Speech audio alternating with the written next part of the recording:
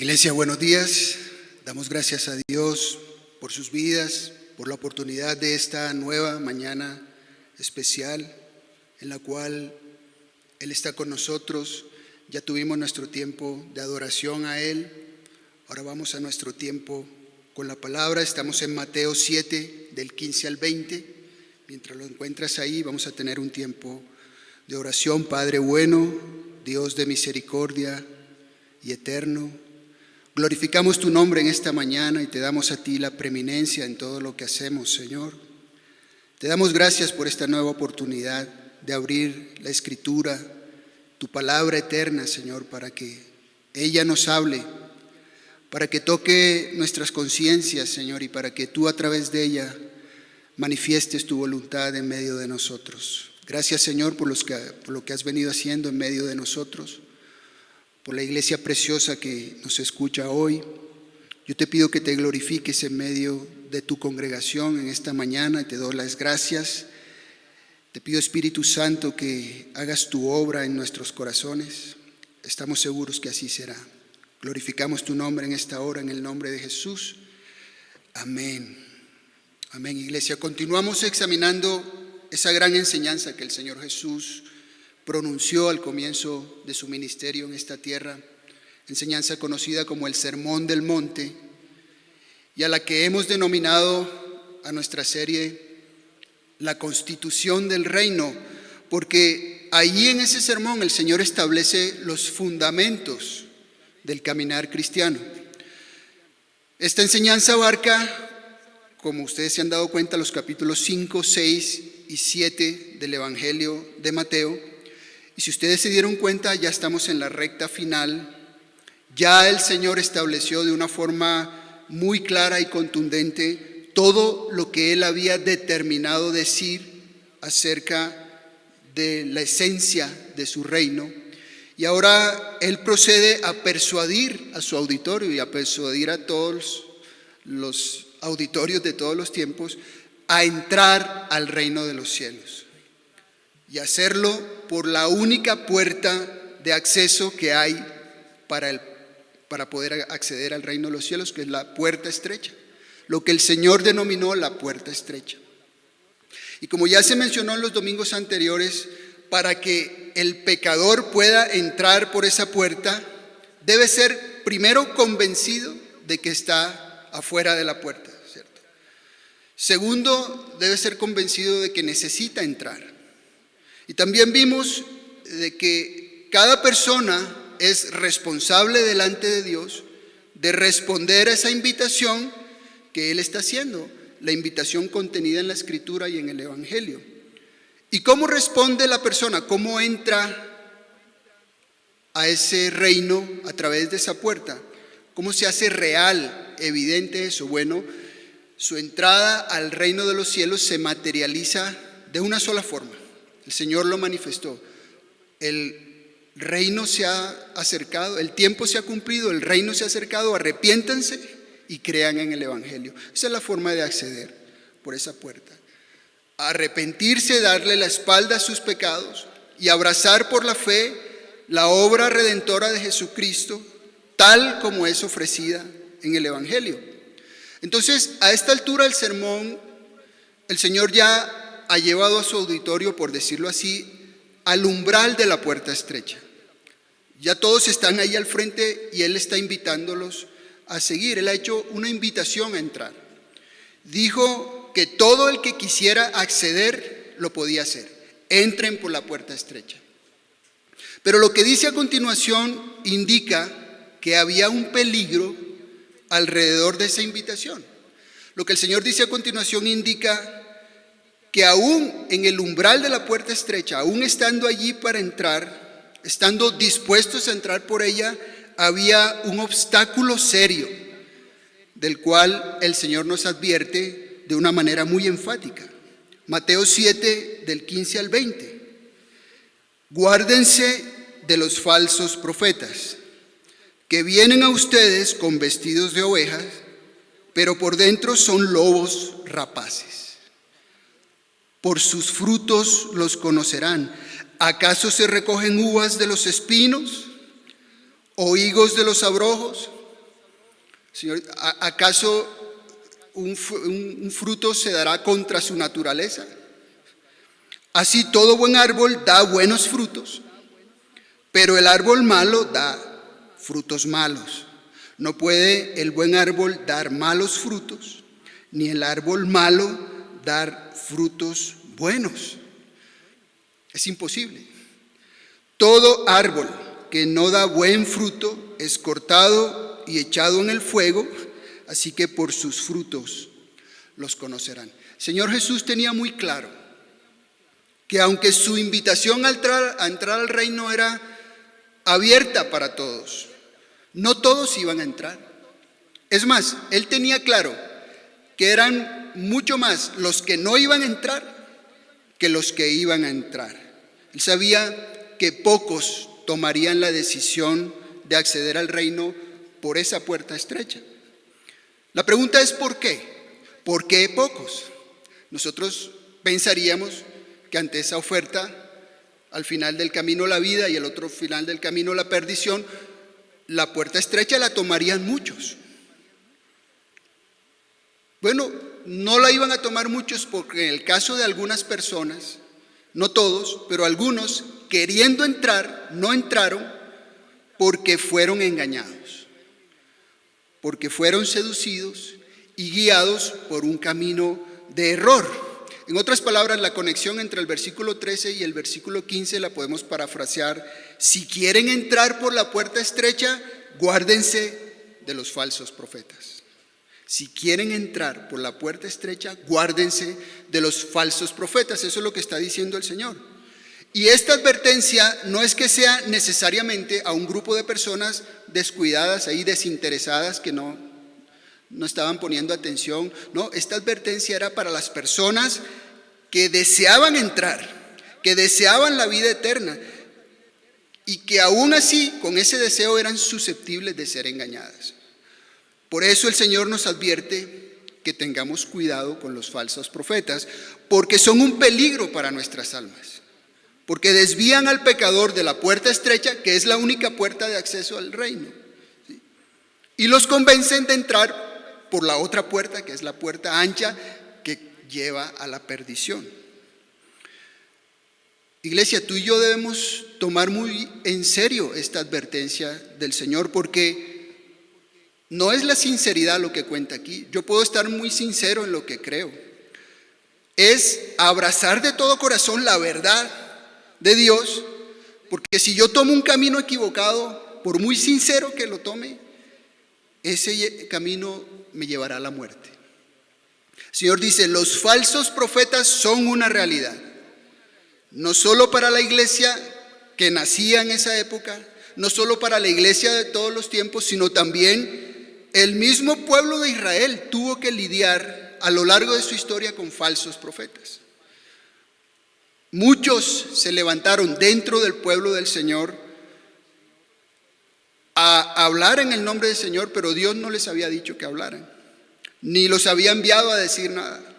Pero ellos hablaron por su propia cuenta, tomando el nombre del Señor por delante, falsos profetas. Y como esta advertencia está tan vigente hoy como cuando fue dicha por el Señor, vamos a ver algunas cosas que nos ayudarán a identificar a un falso profeta. Veremos la definición de un falso profeta. Luego veremos cuál es la forma en que engaña un falso profeta. Luego, en tercer lugar, analizaremos la doctrina de un falso profeta. En cuarto lugar, veremos cómo es posible desenmascarar a un falso profeta. Ahí el apóstol Pablo lo hizo, ahí lo vamos a ver. Y al final hablaremos un poco del destino de los falsos profetas. Por supuesto, todo eso no lo veremos hoy porque es un tema demasiado extenso. Hoy podemos comenzar con la definición de un falso profeta. Porque si yo puedo definir bien un falso profeta, entonces ya yo podré cuidarme de él. Pero si yo no sé discernir, entonces me va a quedar muy difícil. Si yo no sé distinguir entre un profeta de Dios y uno falso, puedo entonces encontrarme cerrando mis oídos a todos, ¿cierto? Como han hecho muchos. Y eso no fue lo que el Señor nos dijo. Él solo nos advirtió contra los falsos profetas. No podemos rechazar toda instrucción bíblica, pastoral, que provenga de las Escrituras, porque algunos, por tener un supuesto cuidado en no caer en manos de un falso, entonces han decidido no escuchar a nadie. Y eso no nos dijo el Señor. El Señor no nos dijo, cuídense de todos los predicadores o cuídense de todos los pastores. No, el Señor dice, guárdense de los falsos profetas. Y para eso vamos a comenzar definiendo qué es un falso profeta. Un falso profeta lo vamos a definir, pero primero vamos a ver qué es un profeta, para poder luego ver el concepto de falso profeta. Un profeta se puede definir bíblicamente como un vehículo o un instrumento de comunicación de Dios al hombre. Dios se comunica con el hombre a través de los profetas. Él decidió hacerlo así. El profeta es un mensajero autorizado por Dios, y quizá uno de los textos más claros que se puedan utilizar para esta definición está en Hebreos, capítulo 1. Al comenzar la carta de Hebreos, el autor nos dice, Hebreos 1:1, Dios, habiendo hablado muchas veces y de muchas maneras en otro tiempo a los padres por los profetas, en estos postreros días nos ha hablado por el Hijo, a quien constituyó heredero, y ahí sigue dando unas características. ¿Qué significa esto? Que Dios reveló su mente al pueblo a través de los profetas. Aún antes de la caída de Adán, el hombre necesitaba conocer la mente de Dios, conocer la voz de Dios, la voluntad de Dios. El hecho de que Adán era un hombre perfecto no lo hacía autosuficiente. Dios no creó al hombre para dejarlo ahí y dice, pues ahora mira tú a ver qué haces. Dios creó al hombre para guiarlo, para comunicarse con él. Cuando leemos Génesis capítulo 1 y 2, vemos que Dios se comunicaba verbalmente con Adán, ahí en el huerto. ¿Ves estos animales, Adán? Bueno, puedes ponerles nombre. ¿Ves este huerto que hay aquí? Puedes labrarlo y cultivarlo. ¿Ves ese árbol que hay ahí en medio? No puedes comer de él. ¿Ves esta mujer? Ella es hueso de tus huesos y carne de tu carne. Puedes unirte a ella, fructifiquen, multiplíquense. Había una comunicación verbal entre Dios y el hombre. Eso significa que aún antes de la caída, el hombre necesitaba que Dios le revelara su voluntad. Necesitaba escuchar la voz de Dios. Adán, que fue creado perfecto, a la imagen de Dios, aún antes de pecar, no debía guiarse por los impulsos de su corazón. Él necesitaba la dirección de Dios. Ahora, si estando en ese estado de perfección, Adán necesitaba escuchar a Dios, ¿cuánto más después de ser una criatura caída en pecado, necesita el hombre la dirección de Dios? El pecado no solo nos indispuso contra Dios, sino que oscureció nuestro entendimiento y no tenemos la capacidad de percibir nosotros por nuestra propia cuenta las cosas que son del Espíritu de Dios. ¿Cómo puede entonces cada uno de nosotros percibir la voluntad de Dios? ¿Cómo puede conocer el hombre la mente de Dios? Bueno, necesita que Dios revele su voluntad. Dios tiene que revelarse, y eso es precisamente lo que hizo Dios con su pueblo a través de los profetas. En el Antiguo Testamento, dice ahí en Hebreos, Dios habló a los padres por medio de los profetas. Luego vino el Señor Jesucristo, que es la revelación final de Dios, de acuerdo a ese mismo versículo de Hebreos.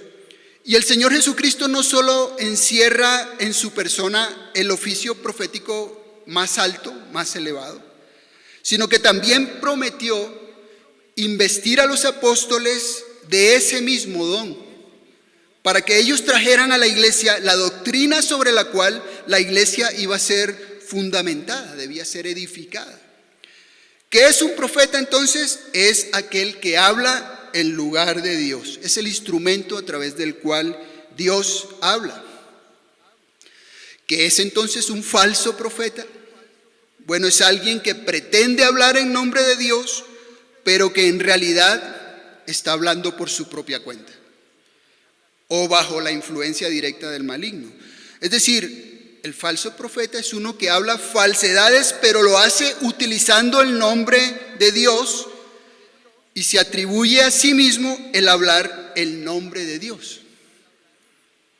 Obviamente, él no se para en una esquina diciendo: Dios no existe, la Biblia es una mentira, escúchenme a mí, olvídense de lo que la Biblia dice. No, eso sería demasiado obvio.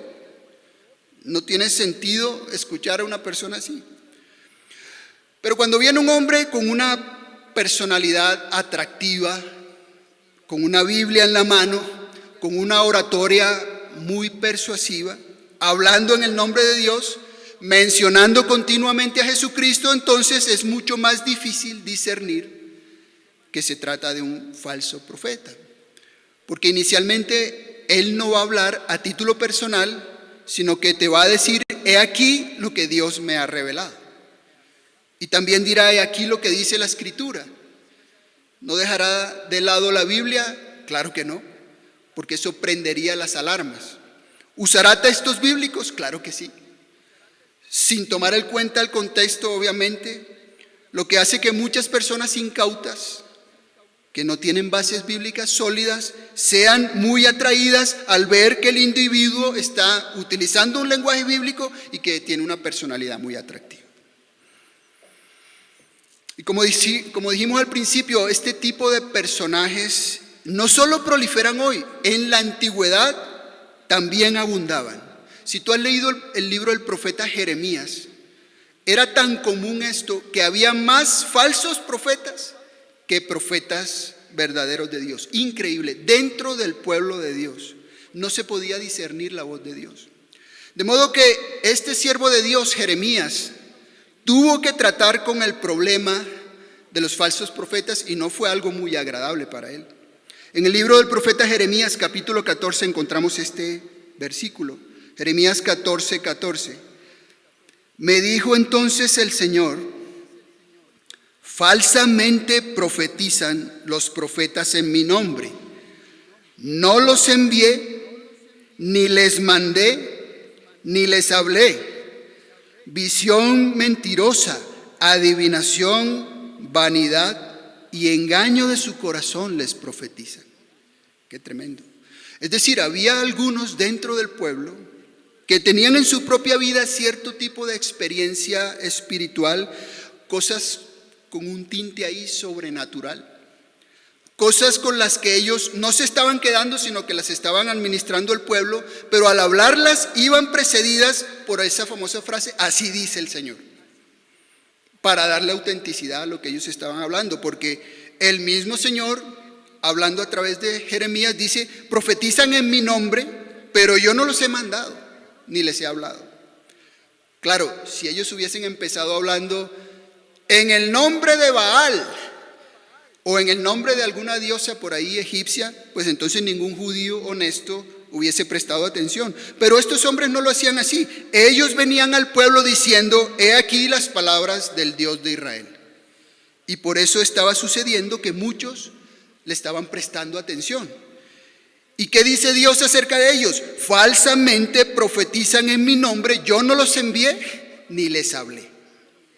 Y vemos en la Escritura que este problema en esos tiempos alcanzó proporciones muy considerables, al punto que el mismo Señor Jesús hizo mención de esa época cuando Él estuvo aquí en la tierra. Miren lo que dice en Lucas 6:26, palabras del Señor Jesús: ay de ustedes cuando todos los hombres hablen bien de ustedes, porque así hacían sus padres con los falsos profetas. El Señor trae esto como algo muy común que ocurría en esa época, en la antigüedad, porque hubo una época en donde escaseaba el discernimiento y se hablaba bien de los falsos y se atacaba a los verdaderos, porque los falsos decían lo que la gente quería escuchar, mientras que cuando hablaba un verdadero, el pecado era confrontado. Y el Señor, previendo que la iglesia de Cristo tendría que pasar por algo similar, nos advierte a todos: cuidado con los falsos profetas. Explícitamente en el Nuevo Testamento nos enseña que la iglesia de todos los tiempos va a enfrentar ese problema. El mismo Señor advirtió nuevamente ante este problema más adelante en Mateo. Vuelve y toca el tema, Mateo 24, del 4 al 5, dice: respondiendo Jesús les dijo: miren que nadie los engañe, hablando de los tiempos antes del regreso de Cristo. Dice el 5: porque vendrán muchos en mi nombre diciendo yo soy el Cristo, y a muchos se engañarán. Y más adelante en el versículo 11 dice: y muchos falsos profetas se levantarán y engañarán a muchos. Espero que se hayan dado cuenta las veces que el Señor trae aquí la palabra muchos. Muchos en mi nombre, muchos serán engañados, muchos falsos se levantarán, muchos. El apóstol Pedro, no solo el Señor advirtió sobre esto, el apóstol Pedro escribió también, inspirado por el Espíritu Santo, en este mismo sentido. Segunda de Pedro 2:1. Pero hubo también falsos profetas entre el pueblo, como habrá entre ustedes falsos maestros que introducirán encubiertamente herejías destructoras y aún negarán al Señor que los rescató, atrayendo sobre sí mismos destrucción repentina. El apóstol Pedro. Pero no solo el apóstol Pedro. El apóstol Juan también escribe acerca de esto en Primera de Juan 4:1. Dice: amados, no crean a todo espíritu, sino prueben los espíritus. Cuando menciona ahí espíritu, está hablando de personas, de seres humanos. Prueben los espíritus si son de Dios, porque muchos falsos profetas han salido por el mundo. Esto no es algo nuevo. Y no solo Juan, el apóstol Pablo también habló a los ancianos de Éfeso en Hechos 20:29, cuando él se despedía de ellos y les advirtió que ya no los iba a ver más. Les dijo tajantemente en Hechos 20:29 y 30, un pasaje muy conocido: porque yo sé que después de mi partida entrarán en medio de ustedes lobos rapaces que no perdonarán al rebaño. Y de ustedes mismos se levantarán hombres que hablen cosas perversas para arrastrar tras sí a los discípulos. Por todo el Nuevo Testamento abundan las advertencias acerca de los falsos profetas. Se nos exhorta a estar vigilantes. Cuídense, está en juego sus propias vidas, la vida eterna. Tendrán que identificarlos y no será tan fácil hacerlo, por lo menos al principio. Porque ellos vienen disfrazados y vienen a hacer daño. Y su daño, su veneno, consiste precisamente en que actúan encubiertamente, vienen disfrazados. Camuflan muy hábilmente sus falsedades, por eso engañan. El agravante es que muchos creyentes se confían pensando en que ellos ya tienen ubicados a los falsos. No, ya yo sé cuáles son los falsos. José Smith y los mormones, Russell y los testigos de Jehová, Mary Baker Eddy y la ciencia cristiana, los que abiertamente enseñan cosas contrarias a los fundamentos bíblicos.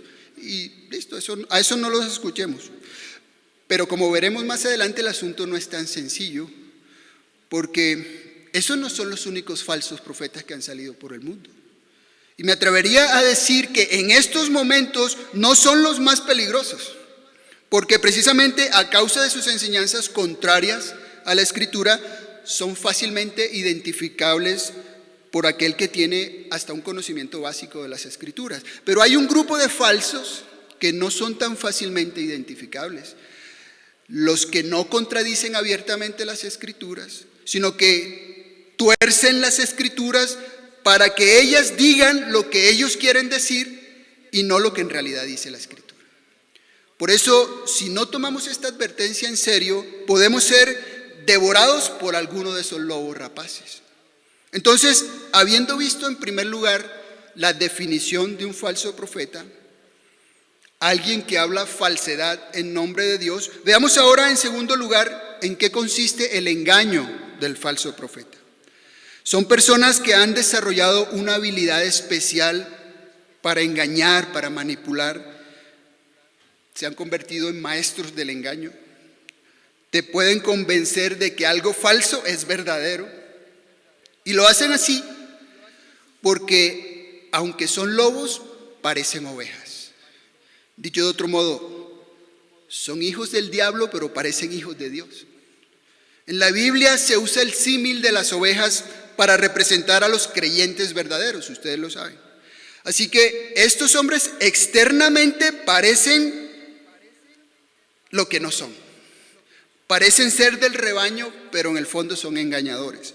Externamente parecen personas tan mansas, tan amables, tan inofensivas, son como ovejas. Pero el Señor dice que en realidad son lobos. Y los lobos, mis hermanos, son animales feroces, animales carnívoros. Un lobo no lo puedes tener como mascota. Yo creo que no se ha encontrado todavía un registro de alguien que ha tenido como lobo una mascota. No sé, probablemente sí, pero yo no sé. Porque es que un lobo, una vez alcanza a su presa, la despedaza, no la perdona. Esa bestia está ahí como parte de la creación, pero igual que otros seres, nosotros debemos cuidarnos de su ferocidad. Lo que el Señor está diciendo es que en caso de la iglesia debemos cuidarnos de estos hombres que no existen para otra cosa que no sea para extraviar las almas de aquellos que una vez fueron despertados y que desean entrar por la puerta estrecha. Estos hombres, estos lobos, hacen todo lo que pueden para impedir que los pecadores entren por esa puerta. Ellos les dicen, si quieren la puerta ancha, bien, por la ancha, pero por la estrecha no. La advertencia del Señor es que si caemos en sus garras, nos devorarán, no te perdonarán, no te permitirán entrar por la puerta que conduce a la vida. Te muestro otro pasaje más de las Escrituras. En Romanos 16, el apóstol Pablo no solo nos advierte, sino que nos ruega mantener los ojos abiertos debido al enorme peligro que representan estas personas. Romanos 16, del 17 al 18. Mas les ruego, hermanos, que se fijen en los que causan divisiones y tropiezos en contra de la doctrina que ustedes han aprendido y que se aparten de ellos. Porque tales personas no sirven a nuestro Señor Jesucristo, sino a sus propios vientres. El apóstol Pablo está desenmascarando. Y ahora escuchen, y con suaves palabras y lisonjas engañan los corazones de los ingenuos. Las palabras de estos son suaves y por eso precisamente son fáciles de tragar. El discurso de ellos parece bueno, es un discurso que parece útil, beneficioso. Nunca te van a decir yo no creo en la Biblia. La Biblia no es la palabra de Dios, no te van a decir eso. Te van a hablar de cosas que cualquiera diría son útiles, cosas que mejoran mi vida aquí. Todo el tiempo están enfocados en el bienestar. Nunca te van a decir algo que te incomode y que te haga salir de la iglesia. Nunca te van a decir eso. Siempre te darán palabras suaves. Y tú dirás, pero si eso es así, entonces ¿cómo podemos descubrir a un falso profeta? Como lo hizo Pablo. ¿Y cómo sabemos si ahora tú, Eduardo, no eres un falso profeta también? ¿Cómo nos puede ayudar la Escritura a descubrir un engañador? Bueno, hay formas de distinguir. El Señor dice que uno de los distintivos de un falso profeta es su doctrina. La doctrina. Y es precisamente de eso que hablaremos el resto de esta enseñanza hoy.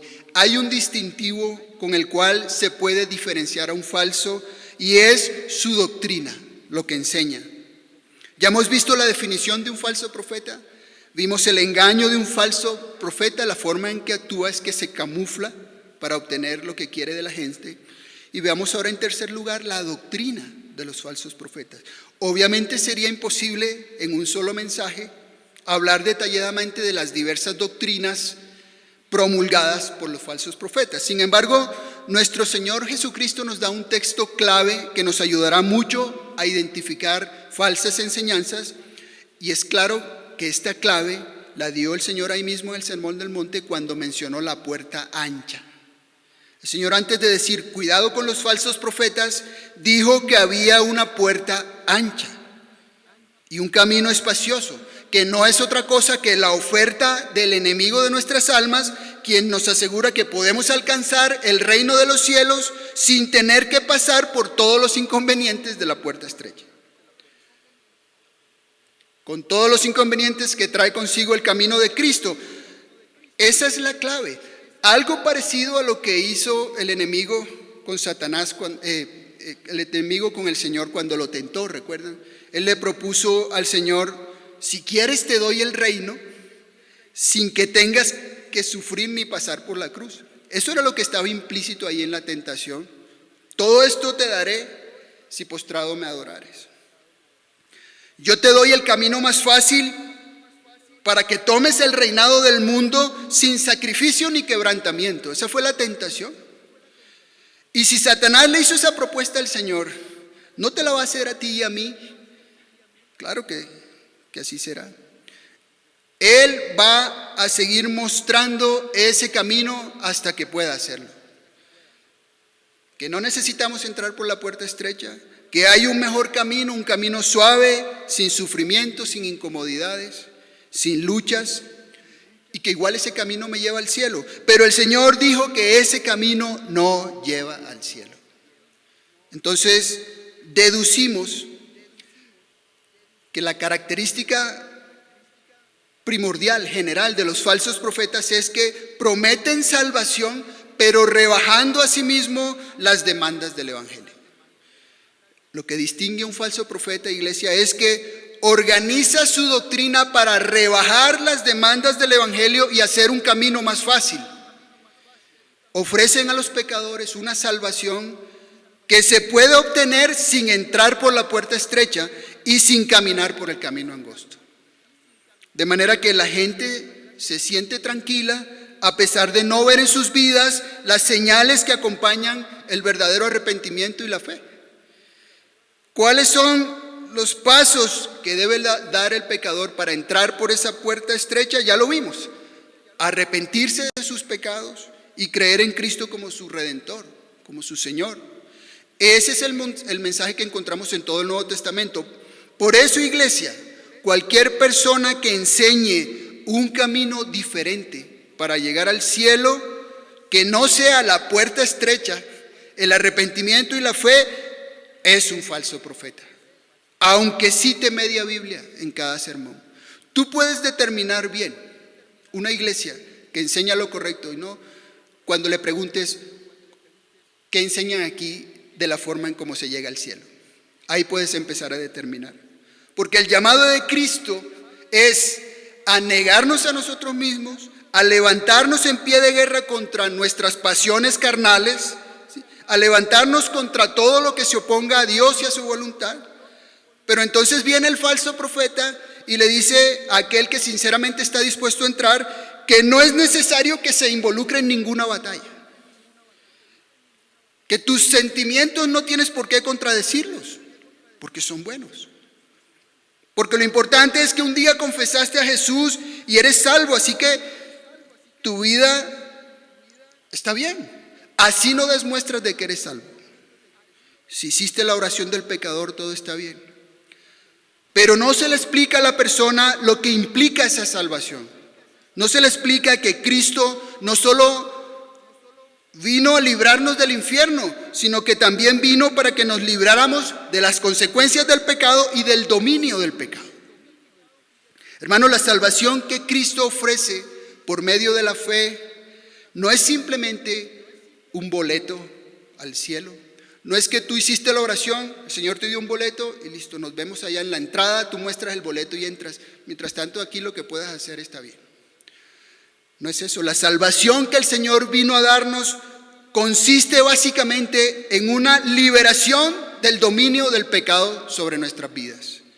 La salvación de Cristo incluye el destronamiento del pecado y el entronamiento de la gracia en nuestros corazones. Así lo encontramos en el libro de Romanos. Dice Romanos 6:14, porque el pecado no se enseñoreará de ustedes, pues no están bajo la ley sino bajo la gracia. Qué tremendo. Es decir, si están bajo la gracia, el pecado no puede seguir reinando. Sí, luchamos diariamente contra él. Sí, el pecado sigue siendo nuestro enemigo, pero ya no es más nuestro amo. Ahora el que gobierna es Cristo y la gracia que vino por Jesucristo. Por eso dice más adelante en el versículo 22, Romanos 6, 22, mas ahora que han sido libertados del pecado y hechos siervos de Dios, tienen por fruto suyo la santificación y como fin la vida eterna. ¿Quiénes tienen como fin la vida eterna? Aquellos que tienen como fruto en esta vida la santificación. Pero el falso profeta excluye esto del mensaje. No se mete con el pecado. Ese aspecto esencial del evangelio es borrado. Nunca se habla de arrepentimiento, nunca se confronta el pecado, ni se habla de esa fe en Cristo que nos lleva a confiar en Él, tal y como Él es ofrecido en el evangelio. En otras palabras, el veneno de los falsos profetas no tanto está en lo que dicen, sino en lo que no dicen. Un falso profeta hace daño algunas veces por lo que dice, pero la mayoría de las veces por lo que no menciona. No hablan todo el consejo de Dios contenido en su palabra. El apóstol Pablo les dijo a los de Éfeso: yo me voy con la conciencia tranquila porque yo les di todo el consejo de Dios, no les di ahí pedacitos. Repito, los falsos profetas no dejan de lado la Biblia. Lo que sí hacen es que en ocasiones tuercen la escritura y en muchas partes la omiten. Obviamente mantienen ciertas cosas esenciales, hablan de Cristo, hablan de su muerte en la cruz, de confiar en Él, pero todo eso viene a ser en su predicación un conjunto de frases sueltas que no encadenan un sentido claro. Cosas que suenan muy bien, muy bonitas, pero que no te llevan a tomar ninguna decisión. Por eso la vida de sus oyentes sigue siendo la misma. No son movidos a hacer ningún cambio porque ellos no pueden tener un sentido de decisión. Conectas muy bien con ellos por lo agradables que son, pero vienes a tu día a día y tu relación con Dios no tiene ningún cambio, sigue siendo el mismo, y el que gobierna sigue siendo el pecado en tu vida porque no ha sido destronado el pecado. Cuando la función de un verdadero sacerdote es servir de puente para que tú conectes con Dios y estés dispuesto a hacer los cambios que Dios pide de ti, no a que tengas un tiempo de entretenimiento con las cosas bonitas que el sacerdote dice. El verdadero, el que te habla todo el consejo de Dios, te impulsa a luchar con tus deseos pecaminosos cuando esos deseos se oponen a la voluntad de Dios, para que se manifieste en tu vida cuál es el fruto de tu vida, si hay un fruto de santificación, si vas por el camino estrecho o si vas por el camino ancho, si has entrado por la puerta estrecha o si has entrado por la puerta ancha. La única forma de que tú te des cuenta de eso es cuando se manifieste el fruto en tu vida. En la antigüedad, en los tiempos de Jeremías, los falsos profetas no hablaban nada que pudiera molestar a nadie. Solo te hablaban cosas agradables. Jeremías dice aquí de los falsos profetas, Jeremías 6:14. Curan la herida de mi pueblo con liviandad, refiriéndose a los falsos, diciendo paz, paz, y no hay paz. Lo que hace el falso profeta es ofrecerle paz a un corazón que debería estar inquieto por su pecado.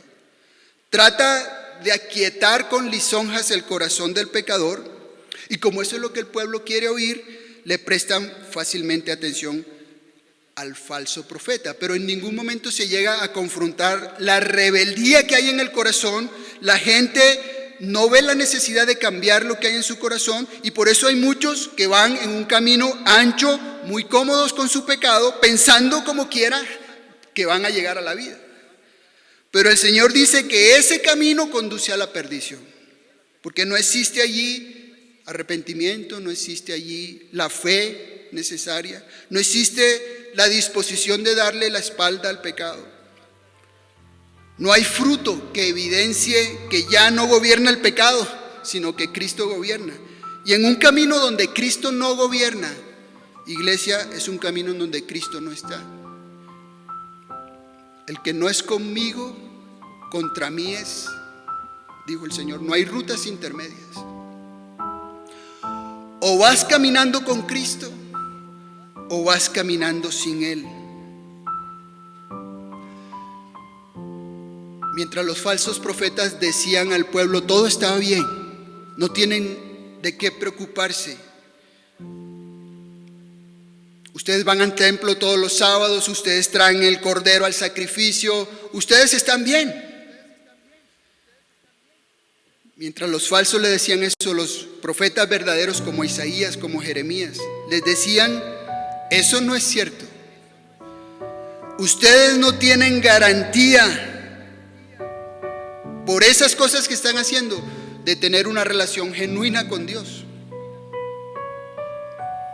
El profeta verdadero dice lo que tiene que decir. Por un lado confronta el pecado, pero por otra parte también entrega el consuelo que Dios le ofrece a su pueblo. El profeta verdadero está dispuesto para darle al pueblo todo lo que Dios tiene para los suyos. Porque el profeta verdadero está interesado en comunicar lo de Dios. Su compromiso es con Dios y no con su propia agenda, no con sus propios intereses. Y el falso profeta, por no estar comprometido con los intereses de Dios, sino con su propia agenda, termina dando consuelo a personas que no tienen ninguna garantía de ser consoladas, porque sencillamente no transitan por el camino estrecho en donde Cristo gobierna. Son muchos los que hoy van camino a la perdición, como dijo el Señor, tranquilos y confiados en el hecho de que un día hicieron una oración, o en el hecho de que asisten regularmente a una iglesia, o en el hecho de que hacen parte de un lugar donde se congregan miles,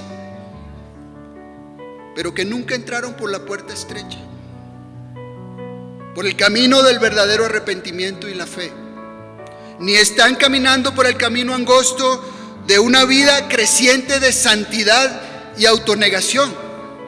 Son aquellos que prestaron oídos a los falsos profetas que hablaban de paz, de que todo está muy bien, de que nuestro país está en un avivamiento y estamos en una crisis. No hay paz. Y ellos mismos no se han dado cuenta que aún su propia vida no da testimonio de que ellos van por un camino correcto. No da testimonio de que sus vidas pertenecen al Dios del cielo, porque todavía gobierna el pecado.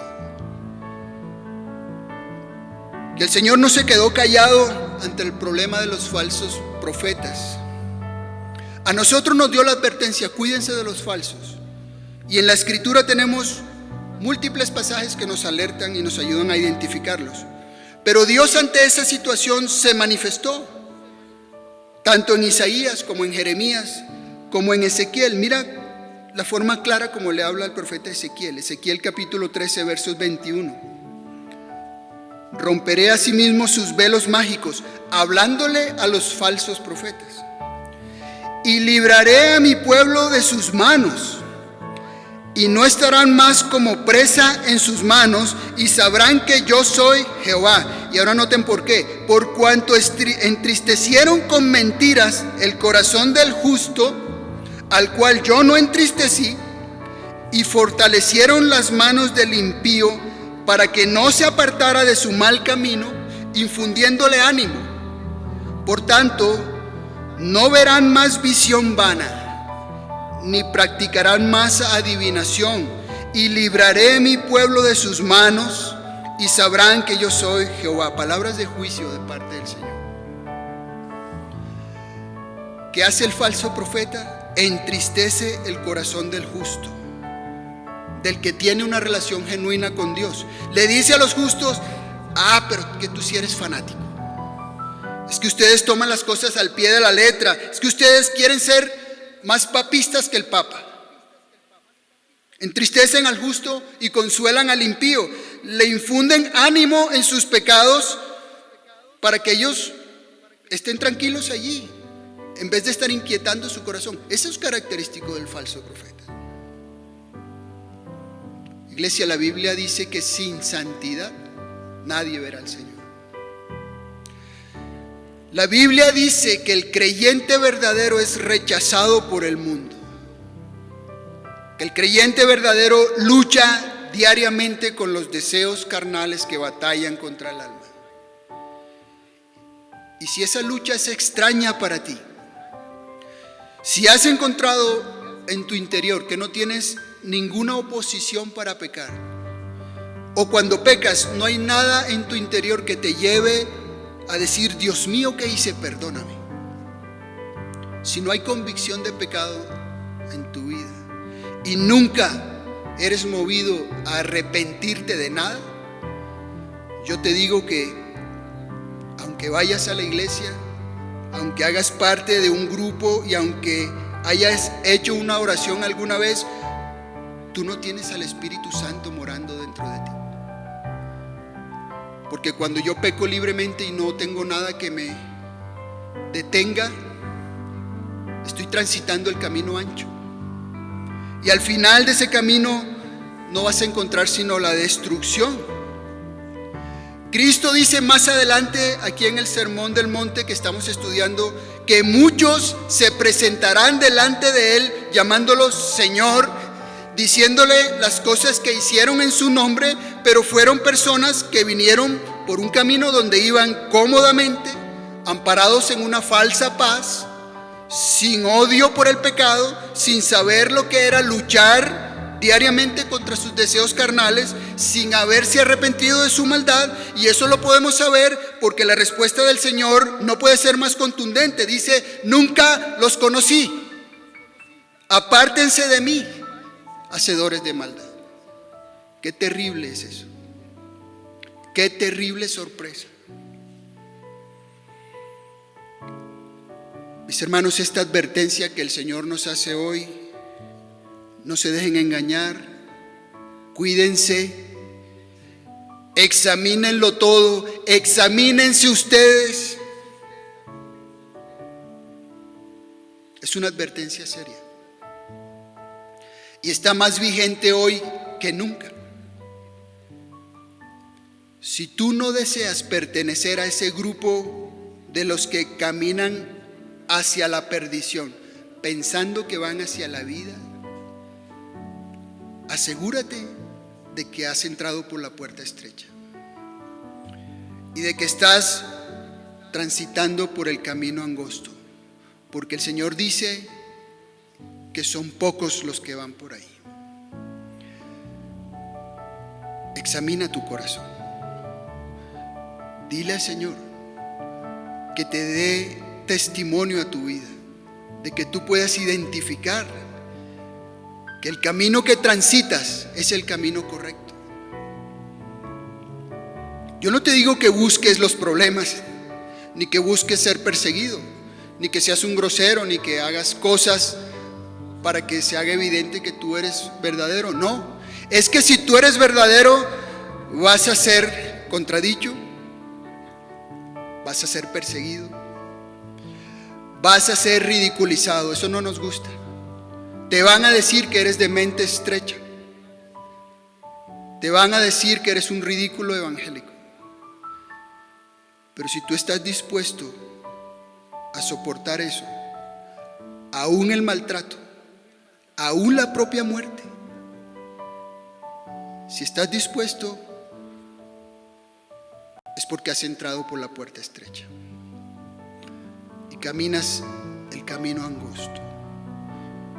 Dios quiera que esta iglesia sea una iglesia que al final del camino Dios pueda decir de ella: bien, buen siervo y fiel, en lo poco has sido fiel, por lo mucho te colocaré, entra en el gozo de tu Señor.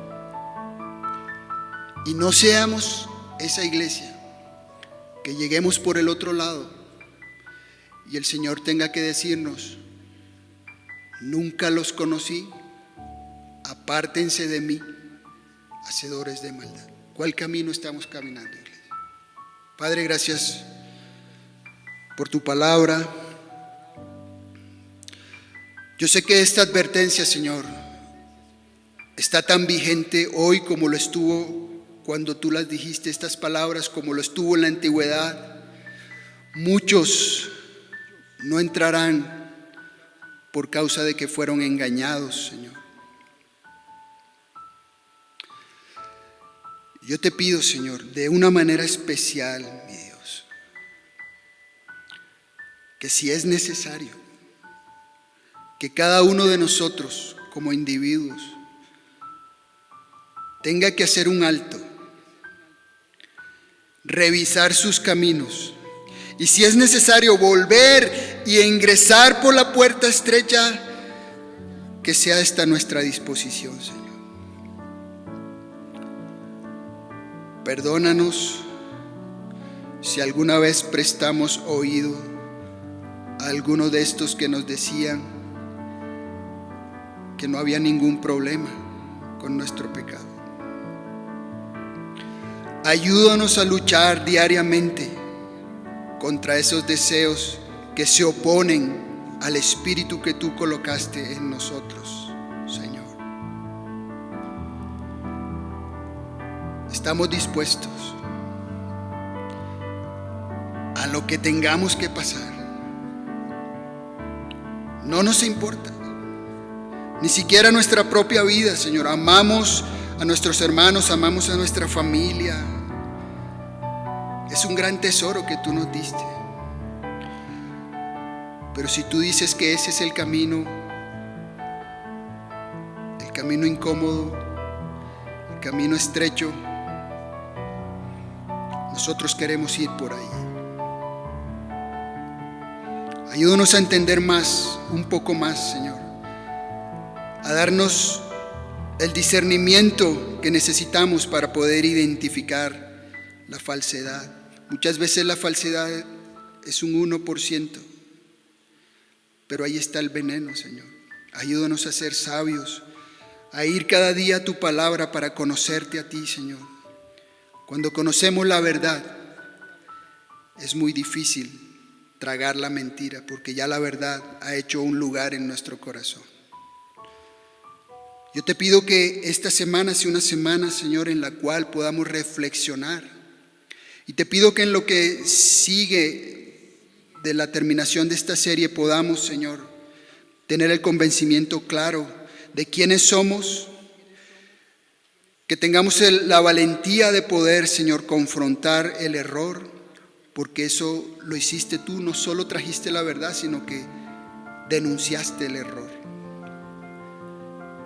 Permite que nosotros, Señor, seamos un pueblo fuerte en ti, que estemos dispuestos a todo por ti, porque esa es tu voluntad para nosotros. Yo sé que en ese camino, aunque sea estrecho, no vamos a poder ser más felices, porque ahí estás tú, Señor. Tú eres nuestro máximo premio. Si tú estás allí, nos basta, como dijo Pablo, nos basta tu gracia, Señor. El saber que tú estás con nosotros es suficiente para nosotros. Gracias por esta promesa preciosa. Gracias por la vida de mis hermanos que me están escuchando, que me pueden ver hoy.